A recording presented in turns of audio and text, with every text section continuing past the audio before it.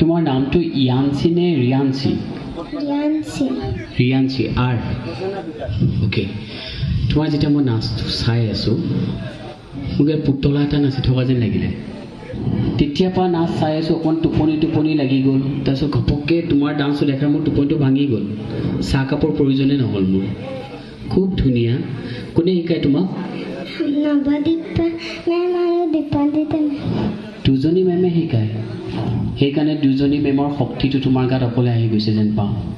খুব ধুনীয়া। আৰু চিলেকশ্যন দা চং শ্যাম কানু দূৰ হৈ নাযাবা, সোণৰ বাঁহী গঢ়াই দিম ঘৰতে বজাবা, হয়নে? কিমান বছৰ বয়সত? নহয় কিমান বছৰ বয়সত কৃষ্ণই গৰু চৰাইছিলে? তুমি যে গানটো গাইছিলা, দাদা দাদা বয়সতে তুমি ৰখাইছিলা গৰু কি? 5 পঞ্চবয়সত। শুদ্ধ উত্তৰ।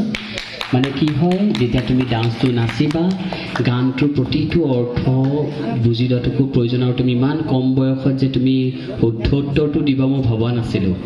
গতিকে তোমাৰ খুব ভাল হওক, দীৰ্ঘায়ু কামনা কৰিলোঁ, সুস্থ হৈ থাকা আৰু খুব ধুনীয়াকৈ এনেকৈ আমাক কমিটিখনত হওক প্ৰত্যেকখন জেগাত নিজৰ নাচ প্ৰদৰ্শন কৰি যোৱা। ঠিক আছে, থেংক ইউ। ধন্যবাদ।